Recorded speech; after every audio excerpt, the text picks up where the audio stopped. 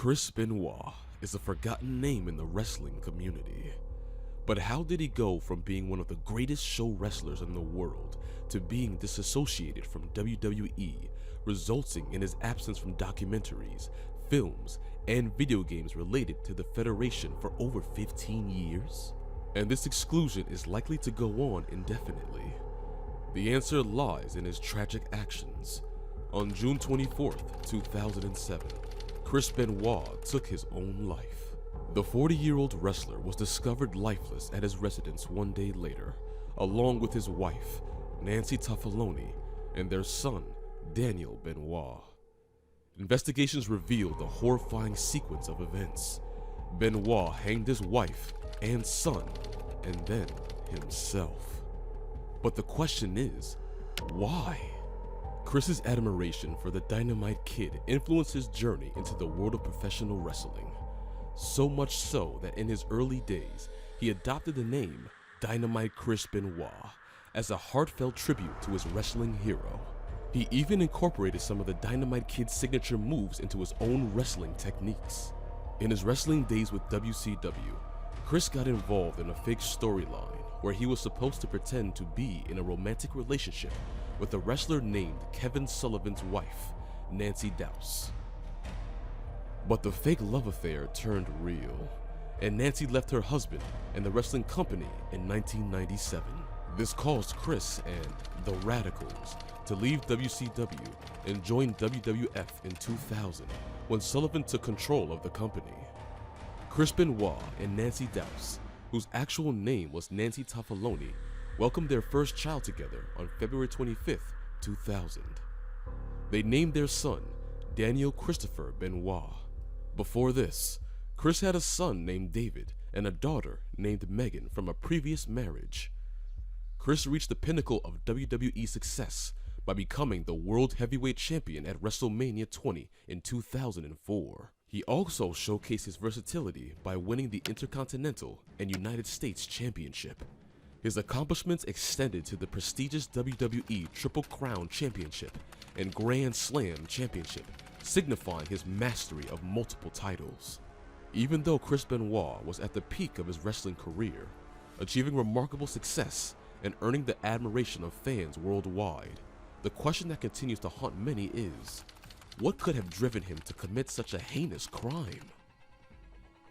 According to many, a major factor contributing to Chris Benoit's downward spiral was the tragic loss of his best friend, Eddie Guerrero. Benoit and Guerrero had formed a deep bond when they met in Japan. They had worked closely together for over 2 decades in the United States and Japan.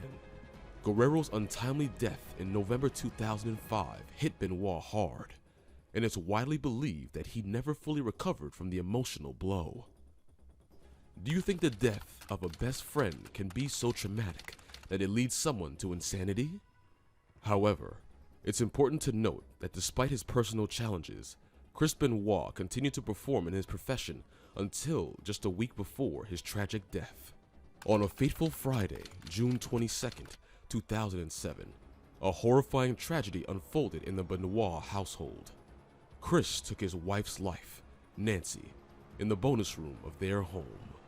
The details revealed in the police report are chilling. Nancy's limbs had been tied before her death, with coaxial cables restraining her arms and duct tape securing her feet together.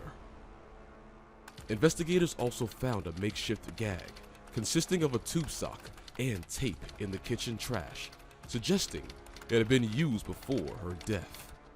Her lifeless body was wrapped in a blanket, and a copy of the Bible was left beside her.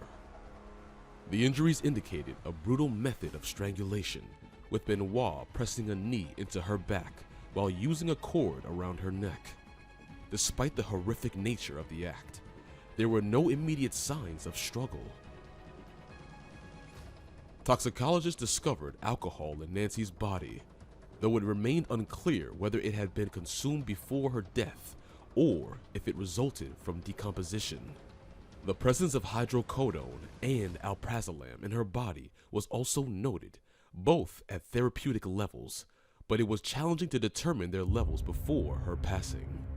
The doctor who examined her didn't find any signs that she had been given medicine to make her sleepy, like what sadly happened to her son before he died. Daniel Christopher Benoit, born on February 25, 2000, was the third child and second son of Chris Benoit. Tragically, he was suffocated to death in his bedroom with a Bible left by his side, just like his mother. He had internal injuries in his throat, but no visible bruises. It is unclear exactly when he passed away, but reports suggested that he had been sedated with Xanax and was likely unconscious when he was killed. His body had just started to show signs of decomposition, but was not as advanced as his mother's. The sight must have been harrowing and heartbreaking. How can a father kill his own son? Before we explore the motives behind these crimes, make sure to hit that subscribe button for more disturbing cases and dark tales. On Saturday, June 23, 2007, Chris Benoit's close friend, Chavo Guerrero, received a voicemail saying that Benoit's wife, Nancy, and son, Daniel, were ill with food poisoning. Chavo called Benoit back, but he sounded tired and groggy. Later that day, Benoit left texts to friends, providing his home address and mentioning that the family's dogs were in the enclosed pool area. On Sunday, June 24th, Benoit called WWE's Talent Relations office, saying his son was sick and he and Nancy were at the hospital. He promised to catch a later flight to a wrestling event, but never showed up. Disturbingly, on Monday, June 25th, 2007, WWE officials grew concerned when they hadn't heard from Benoit for over 24 hours. Guerrero showed them the text he received from Benoit's and Nancy's phones, which led to a welfare check at their home.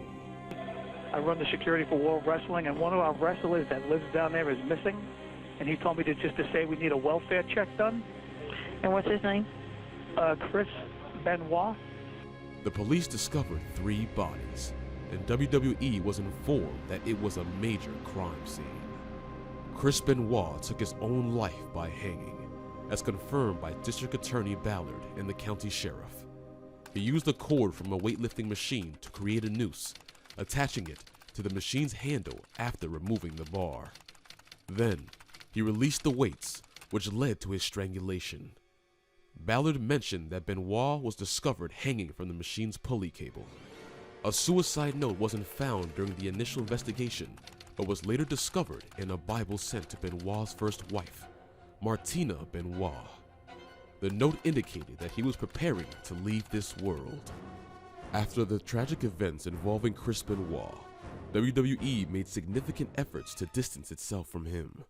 They removed his name and mentions from their website, pulled tribute episodes from international markets, and omitted him from video games and archival footage. WWE Network included parental advisors for Benoit-related content, and his name was rarely mentioned until a brief mention in 2015. WWE carefully selected footage that did not show Benoit's face and refrained from performing his theme song. Was it the right course of action? Share your thoughts in the comments, and I'll see you in the next video.